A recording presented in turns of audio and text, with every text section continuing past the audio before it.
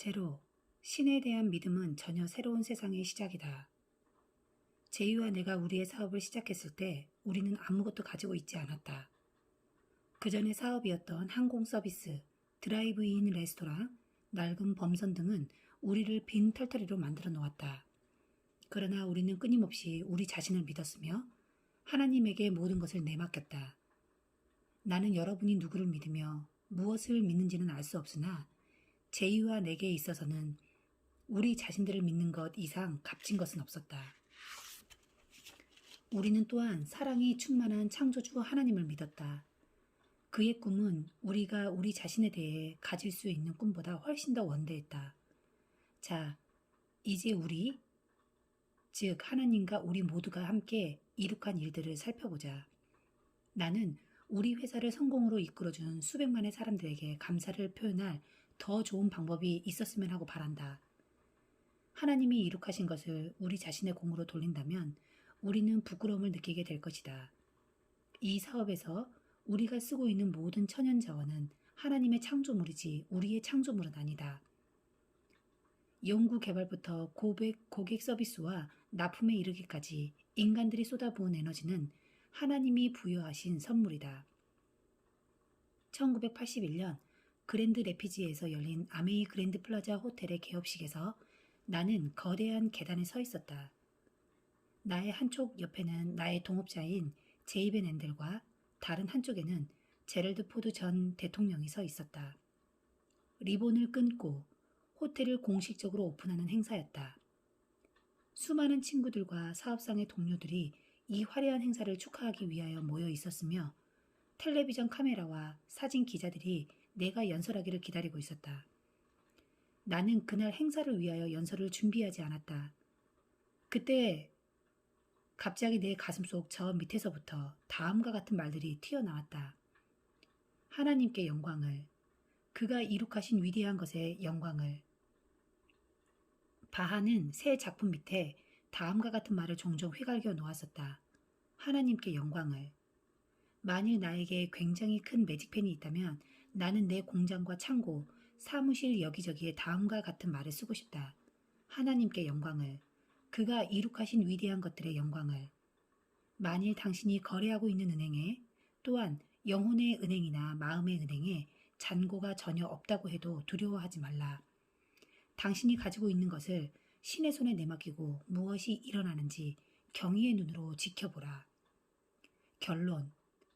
한 노파가 자기 집 앞에 서서 햇볕에 부신 눈을 손에 든 행주로 가리며 먼 곳을 쳐다보고 있었다.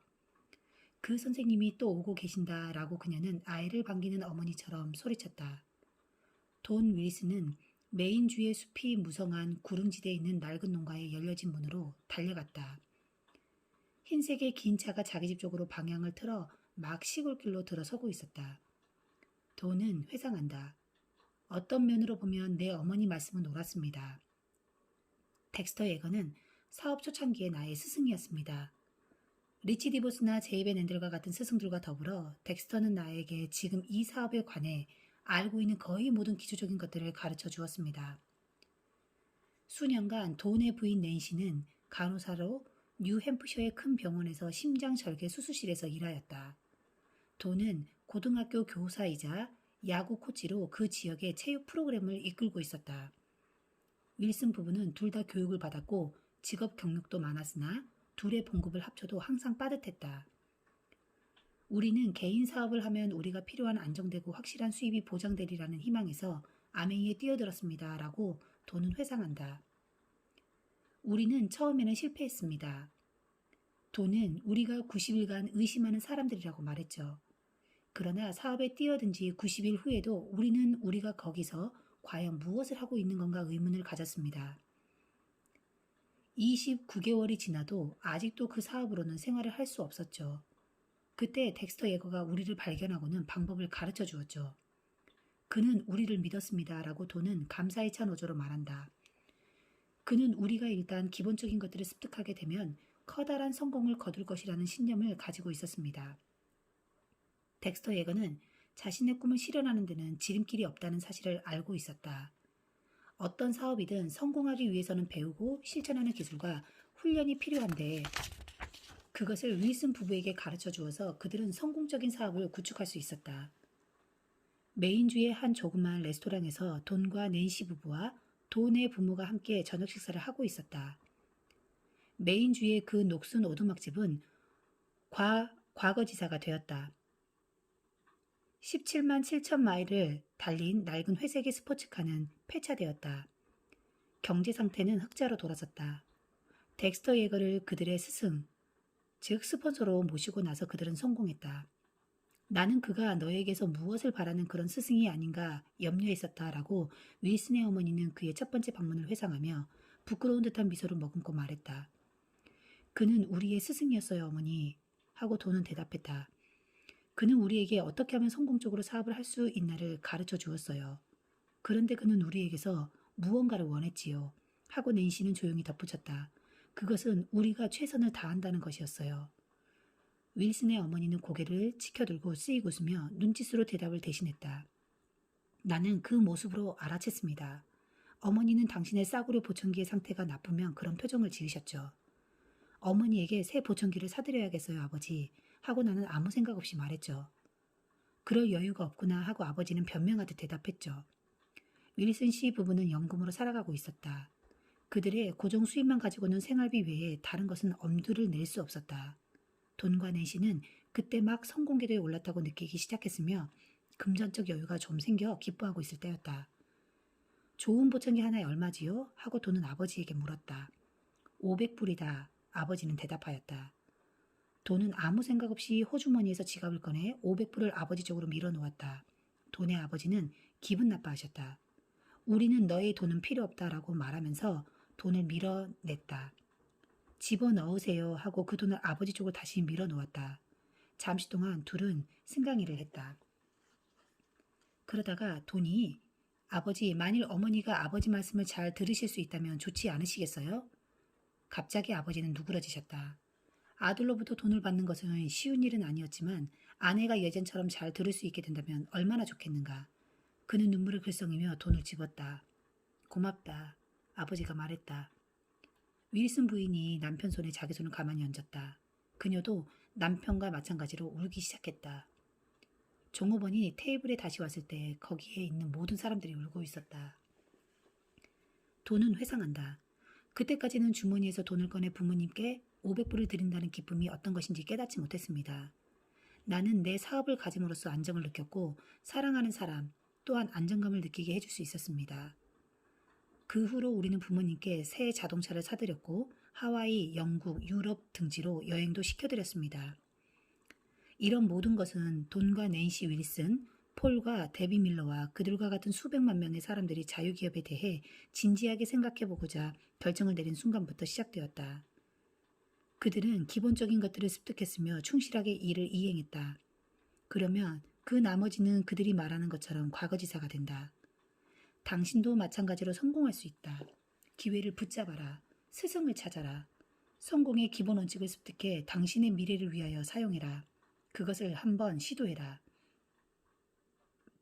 당신의 꿈이 실현되는 것을 볼 수 있는 기회와 다른 사람의 꿈이 실현되도록 그를 도와줄 수 있는 기회를 제외하고는 무엇을 잃을 수가 있겠는가?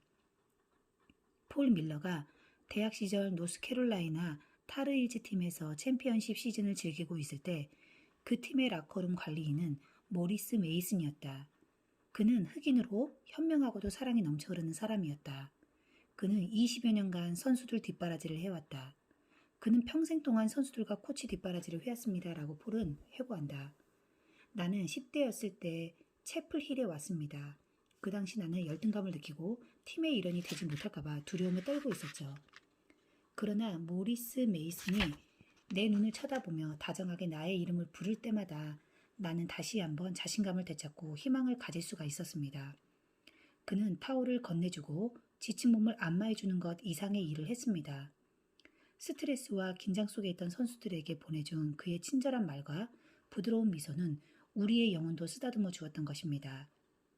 1982년 폴과 데비 밀러는 모리스 메이슨이 은퇴한다는 말을 듣고 그에게 존경과 고마움을 표하고자 그의 이름으로 장학금을 지급하기로 결정했다. 대학 관계자들은 메이슨을 치하하기 위해서 퇴임 기념식을 계획했다. 사우스 캐롤라이나 전역에 있는 운동선수들과 코치들이 그 행사를 위하여 채프릴로 모여들었다. 나는 결코 그날을 잊지 못할 겁니다. 라고 데비는 말했다. 폴과 나는 메이슨 씨 부부와 함께 테이블에 앉았죠. 모리스 메이슨 기념 장학금이 발표되자 일어서서 환호했습니다. 메이슨 씨는 놀란 나머지 아무 말도 못하고 앞만 바라보고 있었습니다. 그는 미소 짓고 있었지만 눈물이 볼을 타고 흘러내려 그의 회색 양복을 적셨죠. 감사합니다. 너무나 감사합니다. 라고 그는 말했죠. 우리는 이 사업에서 많은 돈을 벌었습니다. 라고 폴은 말한다. 자본주의 덕분에 우리는 좋은 차와 좋은 집을 샀죠. 그러나 그날 밤 대학 캠퍼스 옆에 있던 작은 연회장에서 더불어 사는 자본주의가 해낸 일을 목격했죠. 나는 좋은 차와 좋은 집에 대해서는 잊기로 했습니다. 그 대신 나는 메이슨 씨의 눈물이 고인 표정을 결코 잊지 않을 것입니다. 더불어 사는 자본주의 4부 목표를 달성 나 자신과 남을 돕는 것 제13장 우리는 왜 사람들이 스스로를 도울 수 있도록 도와주어야 하는가? 우리는 사람들이 스스로를 도울 수 있도록 도와주어야 한다는 것을 믿는다. 어떤 사람을 인도하고 가르쳐주고 격려하기 위해 우리의 시간과 돈을 투자할 때 우리는 이미 우리에게 주어진 것의 일부나마 되돌려주는 셈이다.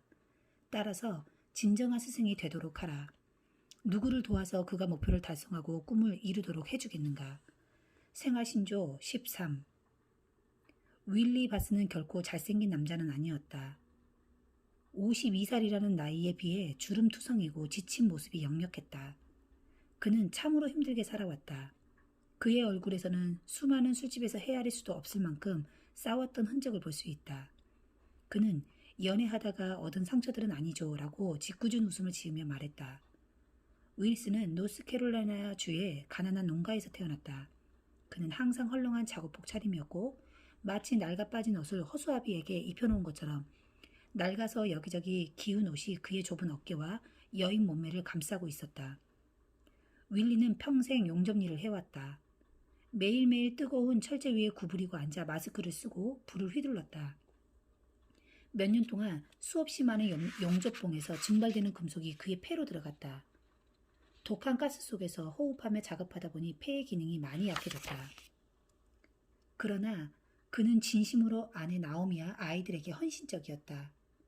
윌리는 가족이 자신에게 의존하고 있다는 것을 알고 있었기 때문에 의사가 용접공으로 계속 일할 수 없을 정도로 몸이 나쁜 상태라고 말했을 때도 일을 그만둘 수 없었다.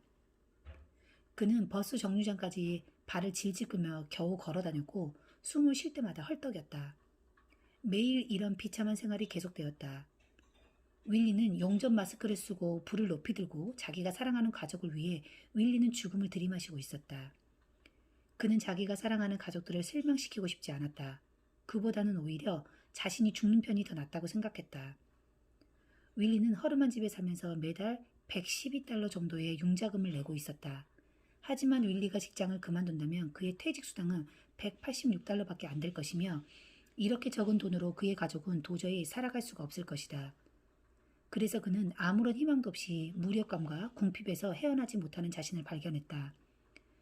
아침마다 내키지 않는 걸음으로 직장을 가야 했고 저녁마다 피로에 지쳐 거의 초죽음이 된 상태로 비틀거리며 조그만 자신의 집으로 돌아왔다. 윌리 바스를 위해 할 수 있는 일은 무엇일까? 우리는 모른 채 할 수도 있다. 혹은 윌리를 자선 대상으로 삼을 수도 있다. 아니면 윌리가 자기 스스로 돕기를 바랄 수도 있다. 론 헤일도 15년 전 똑같은 일을 경험했다. 그래서 우리가 이 이야기를 알게 된 것이다. 윌리 바스와 론 헤일은 이웃이었다. 가끔 론은 윌리가 버스 정류장까지 천천히 왔다 갔다 하는 모습을 보았다. 자기와 마찬가지로 윌리의 생활에도 뭔가 문제가 있다는 것을 알아차렸기 때문에 론은 윌리를 기억하게 되었다. 헤일 부부는 경제적 어려움에 처했을 때 독자적인 유통사업을 시작했다.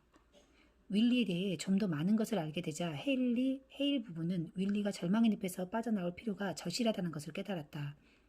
마침내 헤일 부부는 윌리가 스스로를 도울 수 있도록 그들이 할 수 있는 일이 있다고 생각했다. 윌리가 그들의 도움을 허락한다면 헤일 부부는 그의 훌륭한 스승이자 스폰서가 되어줄 생각이었다. 짐 플로어는 남부 캘리포니아 가스회사의 로비스트로 성공했다. 그는 자기 회사와 로스앤젤레스 시의회, 로스앤젤레스 카운티 감독위원회의 연락관으로 일했다. 윌리와는 달리 짐과 머지 플로어는 안락한 생활을 했다. 아름다운 오렌지 카운티 교회에 커다란 집도 있었고 월급도 많았으며 여행 경비나 일반 판공비도 상당했다. 표면적으로 아무도 짐 플로어를 윌리바스와 비교하지 않을 것이다. 그러나 내면을 들여다보면 짐 역시 불만이 많았다. 그에게는 이루지 못한 꿈이 있었다. 짐의 친구이자 동료인 프레드 보그다노프가 그에게 특별한 관심을 보이기 시작했다. 그 당시 프레드는 자신이 시작한 사업에서 막 결실을 거두기 시작할 즈음이었다. 그는 짐 플로어를 그가 가르치고 싶어하는 사람들 중 제일 첫 번째로 꼽았다. 10년 반이 지난 지금 윌리바스와 짐 플로어 두 사람의 생활에 놀랄만한 일이 일어났다. 나는 이 이야기를 통해 여러분도 스승이 되겠다고 결심하고 또 사람들이 스스로를 도울 수 있도록 도와주는 사람들의 대열에 참여하겠다는 생각을 가지는 데 도움이 되기를 바란다. 제1단계. 스폰서는 사람들의 성공 잠재력을 믿는다. 론은 이렇게 회상한다. 우리는 윌리를 무기력하고 무능한 노인으로 보지 않았습니다.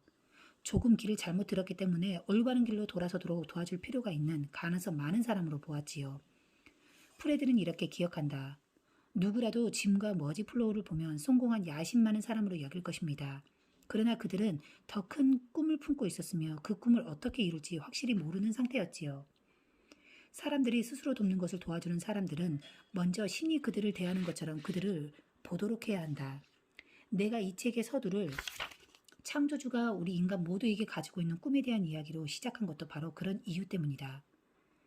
우리가 인생을 어떻게 망쳐놓았든지 혹은 엉망인 상태로 인생을 물려받았든지 간에 신은 여전히 우리를 믿고 있다. 우리가 인생에 얼마나 성공을 했든지 간에 신은 여전히 우리를 가능성 있고 가치 있는 존재로 보고 있다. 이것은 좋은 소식이 아닐 수 없다. 그리고 바로 여기서부터 사람이 사람을 돕는 과정이 시작된다. 만일 신이 계속 우리를 믿는다면 우리도 서로서로를 믿게 될 것이다. 론이 나타나기 전까지는 윌리 자신조차도 자신의 잠재력을 믿지 않았다. 그러나 론은 윌리가 인간의 한계를 초월하는 인내심이 있음을 알아차렸다. 가족에 대한 의무감을 지키기 위해 그렇게 열심히 일하는 사람이면 뭔가 특별한 것이 있다는 생각이 들었다. 그는 윌리와 윌리의 장래성을 믿었다. 그리고 기꺼이 그 믿음을 바탕으로 노력해볼 용의가 있었다. 프레드가 짐 플로어를 이끄는 것은 훨씬 쉬웠다. 짐은 이미 성공한 사람이었기 때문에 그가 계속 성공 가도를 달리지 못할 아무런 이유가 없었다. 그러나 짐 자신은 계속 성공 가도를 달릴 수 있고 또 달려야 한다는 확신을 갖기가 쉽지 않았다. 지금도 잘 지내고 있는데 왜 쓸데없는 수고를 하면서까지 새 사업을 시작하고 새로운 위험을 감수하며 안락한 길을 버리고 고생을 자초해야 하는가. 짐은 모든 종류의 변명거리를 다 가지고 있었다. 그래서 프레드는 어떻게든지 짐의 그 방해벽을 뚫고 들어가야만 했다. 그래야 짐의 친구 겸 스폰서로 성공할 수가 있었다. 윌리와 짐이 다르다는 것은 분명했지만 한 가지 면에서는 공통점이 있었다. 그것은 둘 다 자신의 성공 잠재력을 믿어주는 사람이 곁에 있었고 그 사람이 그들을 믿어주자 다른 수백만 명의 사람들의 경우와 마찬가지로 윌리와 짐에게 전혀 새로운 생명을 주는 과정이 시작되었다는 점이다. 2단계. 스폰서는 자기가 믿는 사람에게 잠재력이 있다고 말할 수 있는 용기를 가지고 있다. 윌리에게 가능성이 있다는 것을 인정하는 것과 윌리 자신에게 그것을 확신시키는 것은 별도의 문제이다. 아무리 상대방을 믿는다 해도 그에게 그것을 말하고 그 사람도 자신을 믿도록 하기 전까지는 단지 희망사항에 불과한 것이다. 몇 주에 걸쳐서 론은 윌리에게 자기 사업체를 소유하는 것과 그에 수반되는 희망과 자유에 대해 이야기를 해주었다. 윌리는 그저 미소를 지으며 고개를 흔들 뿐이었다. 그는 바보가 아니었다. 그는 그것이 얼마나 위험한 일인지 알고 있었다. 그의 나이와 건강을 고려할 때 사업을 시작한다는 것은 이룰 수 없는 꿈처럼 여겨졌다. 그래도 헤일 부부는 계속 그를 설득했다. 윌리는 열심히 들으며 조금씩 희망을 품기 시작했고 그것이 마음속에 크게 자리 잡기 시작했다. 짐은 이렇게 기억한다. 남부 캘리포니아 가스회사의 동료 직원인 프레드 보그다노프가 자영사업에 대해 말해주려고 나를 처음 초대했을 때 나는 아메이에 대해 전혀 모르고 있었습니다. 그래서 나는 가겠다고 약속해놓고는 가지 않았지요. 프레드는 나의 스폰서가 되기를 결심하고는 내가 거절할 수 없게 우리 집으로 와서 사업 플랜을 들려주었죠. 그는 우리에게 도움을 주기 위해 직접 손을 뻗어준 것이었죠. 프레드는 2시간 30분 동안 설명한 후에 다소 초조했으나 짐의 장래에 대해 진지한 관심을 보였다. 짐은 프레드가 진정으로 자기에게 관심을 보이고 있는 데 대해 감사해했다. 짐은 그가 제시한 사업 계획을 이해할 수는 있었지만 꼭 사업을 시작해야 할 필요를 느끼지는 않았고 프레드에게도 그렇게 말했다. 짐은 그때의 상황을 이렇게 회고한다. 사실 나는 경제적 안정의 필요성을 크게 느꼈고 그것이 개인의 자유를 보장해 주리라는 것도 알고 있었고 그것이 내게 필요하기도 했지만 나는 그것을 그에게 시인할 수 없었죠. 우리는 동료이자 친구였어요. 나는 자존심 때문에 정직해질 수 없었던 것이죠. 14년이 지난 지금 짐과 머지 플로어는 우리 사업으로 상당한 성공을 거두었고 그들 자신도 경험 많고 유능한 스폰서가 되었다. 짐은 이렇게 말한다. 프레드가 나의 스폰서가 되기로 결심했을 때 프레드는 스폰서가 극복해야 할 2가지 중요한 문제를 경험했습니다. 첫째, 사람들은 자기들 인생이 자기들 뜻대로 잘 되어가지 않는다는 것을 인정하기를 싫어한다는 것이다. 그런 저항에 직면하면 스폰서는 성실하고 참을성을 가져야 한다. 스폰서는 자기 자신의 이야기를 해주어야 한다. 자신도 그런 의구심을 가졌다고 얘기하고 자신의 약점도 인정해야 한다. 상대방에게 시간을 주어야지 다그쳐서는 안 된다. 일단 그들이 진정으로 당신을 신뢰하면 그들 역시 필요로 하는 것이 있다는 점을 인정하게 될 것이다. 스폰서의 2번째 문제는 사람들로 하여금 새로운 일에 관해서 마음을 열게 만드는 것이다. 영국의 소설가인 로자먼드 레만은 이런 식으로 표현했다. 다른 사람들에게 기회를 제공할 수 있다. 그러나 그들에게 능력까지 줄 수 있는 것은 아니다. 다시 말해 서둘지 말아야 한다. 당신의 주장을 분명히 전달한 다음 그들이 필요로 하는 만큼 충분한 시간적 여유를 준다. 그들의 질문을 경청한 다음 정직하게 요점에 맞게 답변한다. 이해를 돕기 위해 자신의 경험도 인용한다. 그러면 서서히 닫혔던 마음의 문이 열릴 것이다. 윌리 바스와 짐 플로어는 서로 다른 삶을 살았던 사람들이었습니다. 그들의 스폰서는 2 사람을 위해 극복해야 할 것이 너무 많았다. 론과 프레드는 애정과 인내심을 가지고 윌리와 짐이 의혹과 의문, 두려움 등을 극복할 때까지 기다렸다. 그 다음에야 비로소 그들은 사람들이 자기 자신을 돕도록 도와줄 수 있는 모험을 실제로 시작할 수가 있었다. 제3단계. 스폰서는 실용적인 계획을 제시하고 그 계획을 실행할 수 있도록 돕는다. 론 헤일은 윌리에게 할 수 있다고 설득하는 데만 3개월이 걸렸습니다. 라고 말한다. 한번 해보겠다고 동의한 후에도 윌리는 너무 수줍어서 사람들에게 말을 할 수가 없었다. 전에 그런 일을 한 번도 해본 적이 없었던 것이다. 론은 이렇게 기억을 더듬었다. 약 8, 9개월 동안 우리는 윌리가 사람을 불러 모을 수 있도록 도움을 주었습니다. 밤낮을 가리지 않고 윌리의 모임에서 그를 대신하여 얘기를 했지요. 그리고 상품이나 유통 계획에 대해 의문이나 관심을 보이는 사람들을 계속 프레젠테이션을 해주곤 했지요. 론이 윌리를 지도해주는 동안 프레드 보그다노프는 짐 플로에게 온 신경을 쏟고 있었다. 프레드 자신도 아직 초보였지만 그는 영리했다. 짐이나 머지 플로의 까다로운 질문에 답할 수 없을 때는 더 경험 많은 사람을 불러 답해주었다. 프레드는 플로우 부부에게 사업 능력과 개인적 발전에 필요한 카세트 테이프와 책, 팜플렛 등을 주기로 했다.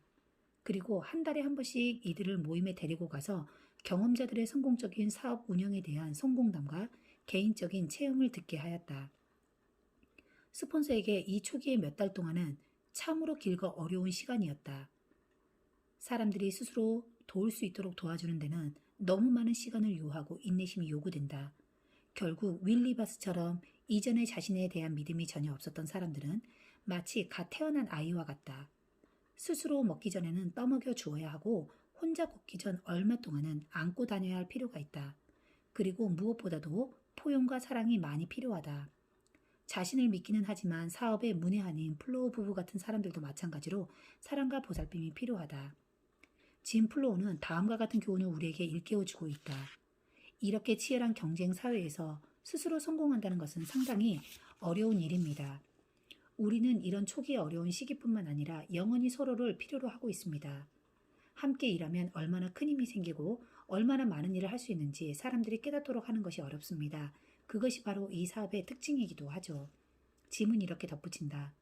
스승들은 곧 자기들도 누군가의 가르침을 받고 있음을 알게 됩니다.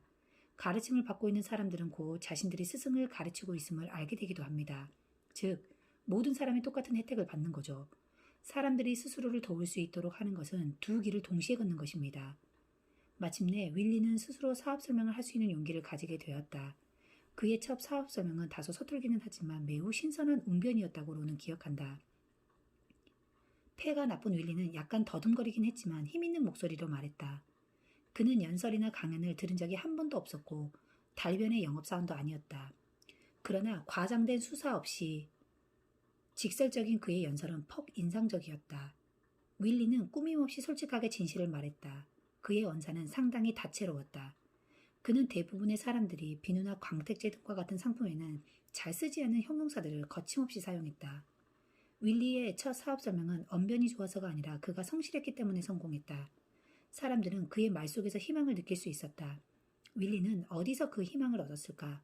바로 헤일 부부와 다른 사람들로부터 얻었다. 이것이 바로 사람들이 스스로를 도울 수 있도록 도와주는 것을 믿는 사람들로부터 당신이 받을 수 있는 가장 중요한 선물이다.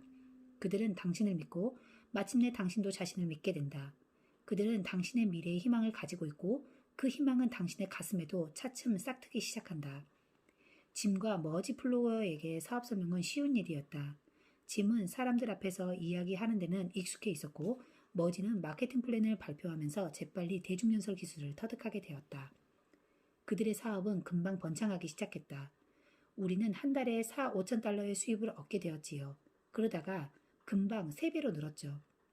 우리는 사업을 한다는 것이 한계를 만드는 것이 아니라 우리가 노력하는 만큼 얻을 수 있다는 것을 의미함을 알게 되었어요. 라고 짐은 회상한다. 그때쯤 짐 플로어는 승진을 했고 남부 캘리포니아 가스회사에 보다 비중 있는 자리로 옮겼다. 월급도 올랐다. 플로어 가족은 교회의 비싼 주택으로 이사했다. 이제 그들은 주지사 사무실의 중요한 직책에서부터 주 입법의원에 이르기까지 캘리포니아 주의 주요 지도급 인사들을 상대하게 되었다.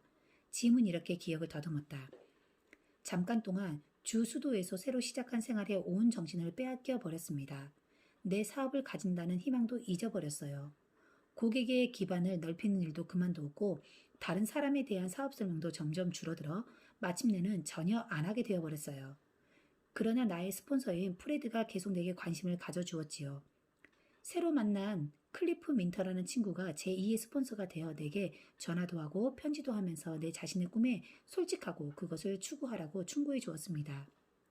내가 어떻게 지내나 알아보기 위해 클리프가 전화를 했을 때 나는 거짓말을 했어요.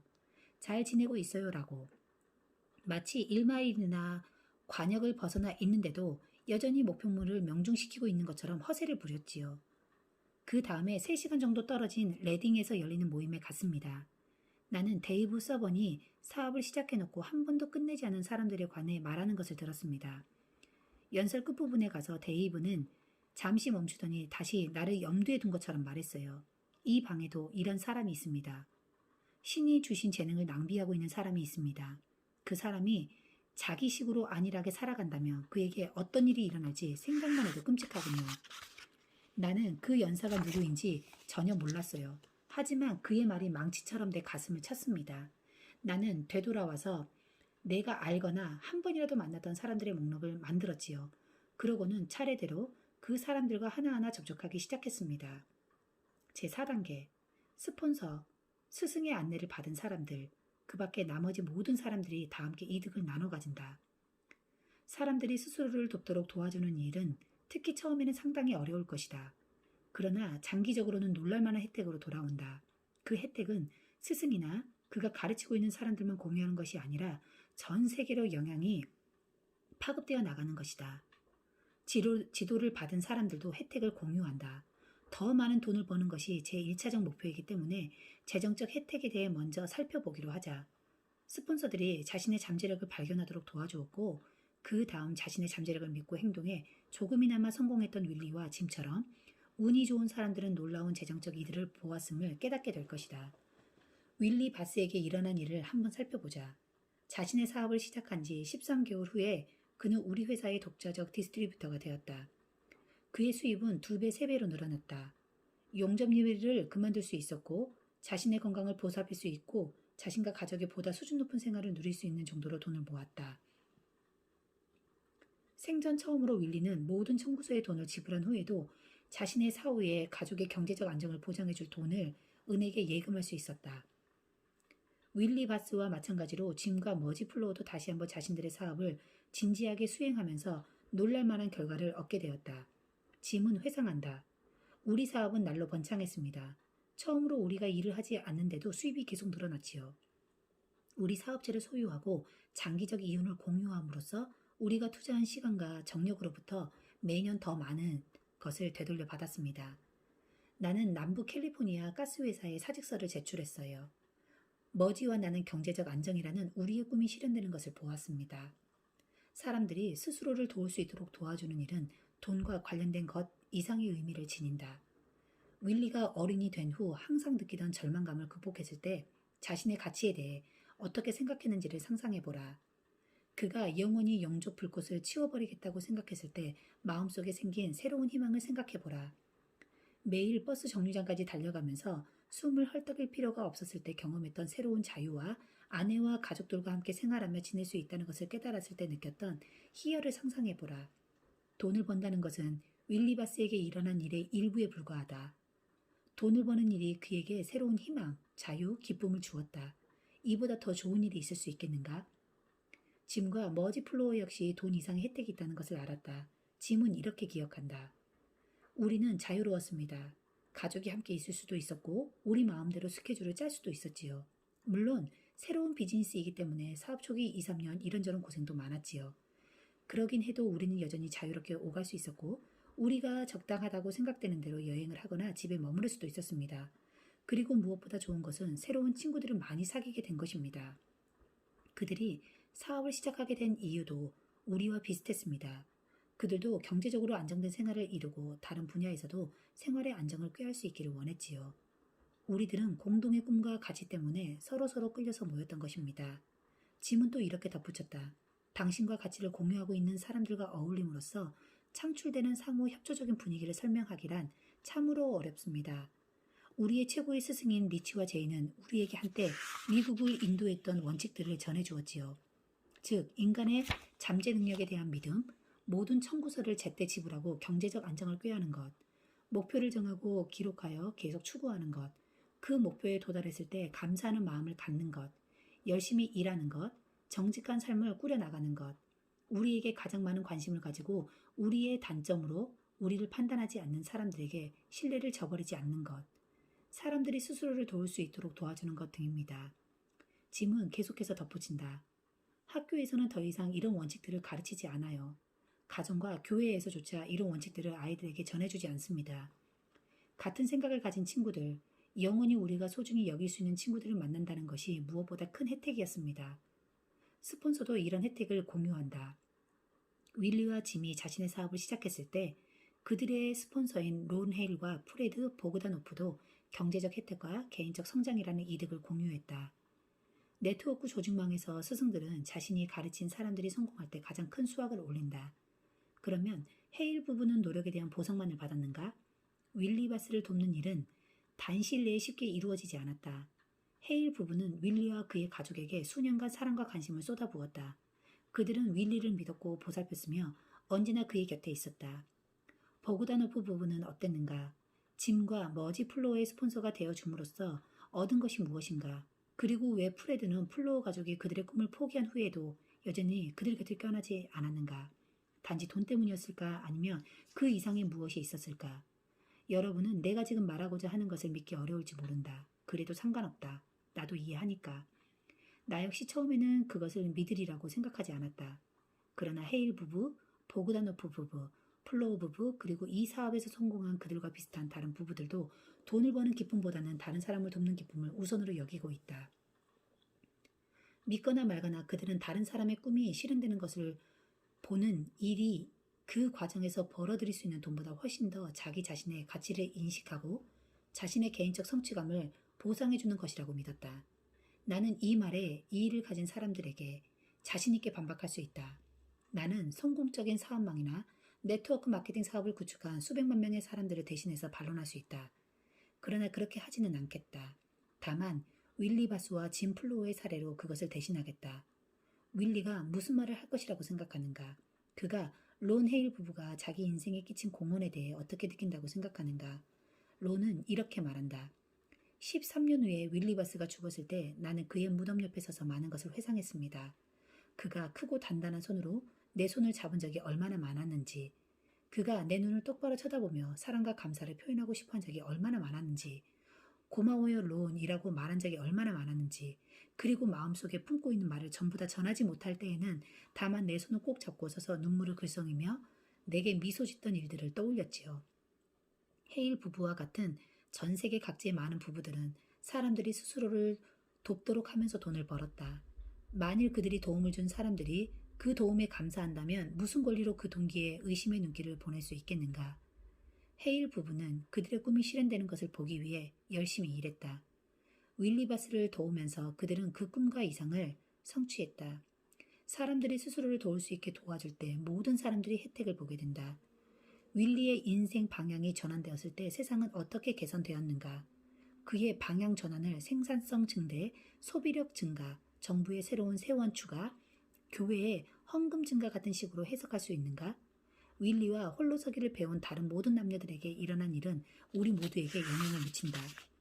연못 수면 위로 퍼져가는 파문처럼 한 사람의 새로운 탄생은 세상 모든 사람에게 희망과 자유를 주는 파급 효과를 가지는 것이다. 예를 들어 윌리의 가족을 생각해보자.